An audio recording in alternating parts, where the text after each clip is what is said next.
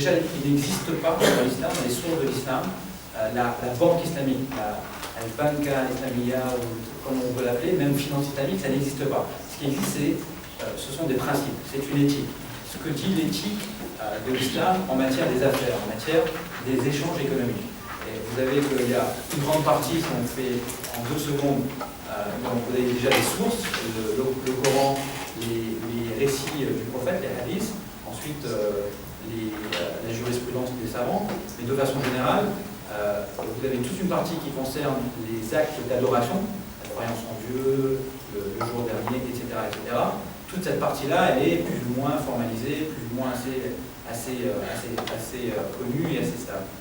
Ensuite, il y a toute une autre partie qu'on appelle la jurisprudence des affaires, donc le fait à muamalat. Donc c'est aussi bien économique, social, environnemental, etc., etc. Et là, c'est beaucoup moins des règles précises, mais plutôt des grands principes. Des grands principes avec des finalités, des finalités de l'islam, les ma force et des sharia, on pourra revenir dessus. Et donc finalement, ces principes sont connus aussi, sont basés sur un socle qui dit tout ce qui n'est pas interdit est possible. Donc il y a quelques grandes interdictions, notamment ce sont des sagesses, c'est pas de spéculation, pas d'enrichissement sans cause, pas de vente de ce qu'on ne possède pas. Des principes de bon sens, finalement, vous demandez à un paysan qu'est-ce qu'il pense de ne pas faire de spéculation sur quelque chose qu'il n'a pas, de ne pas vendre quelque chose qu'il n'a pas encore, etc. Le bon sens paysan, vous voyez, c'est très clair.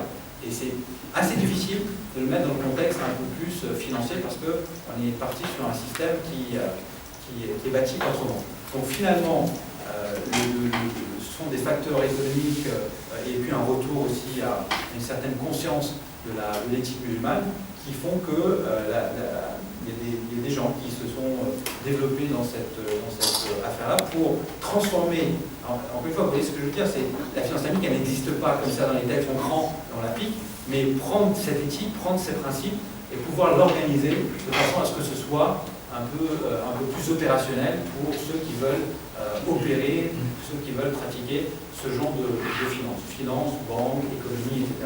Et c'est là où il faut ne pas rester purement dans une approche financière, mais avoir une perspective beaucoup plus globale, qui est effectivement l'économie. Qu'est-ce que dit l'économie?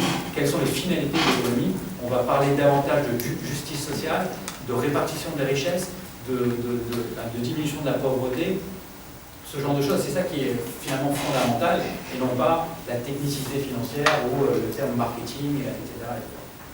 Justement, comment expliquer que la finance islamique se soit développée à partir des années 70? C'est vraiment un aspect de là. Alors, encore une fois, tous ces concepts-là, ça date vraiment depuis bien longtemps. On remonte même chez Ibn Khaldoun, 13e, 14e siècle, qui parlait déjà de cette économie, des principes islamiques, etc. Ensuite, vous avez différents auteurs, Razali, etc. Et à partir du 20e siècle, et Jean-Luc en parlera mieux, quelques grands auteurs se sont spécialisés dedans et ont commencé à formaliser un peu plus les choses.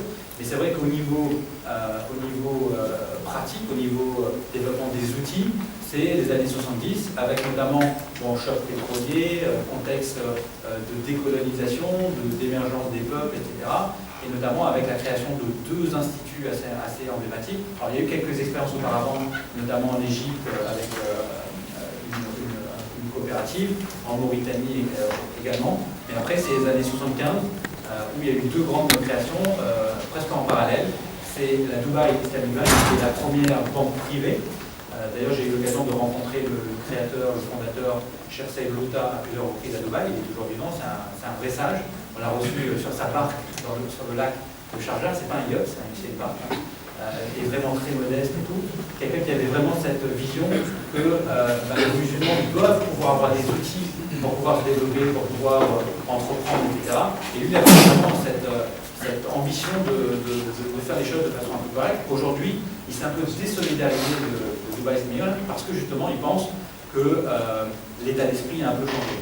Et en parallèle, il y a eu la BID, la Banque islamique de développement, pareil des années 75, qui était une banque multilatérale qui regroupe plusieurs pays, notamment les membres de l'OIC, de l'Organisation islamique conférence islamique, et surtout à la tête, il y a le grand pays pétrolier arabes, l'Arabie Saoudite, etc.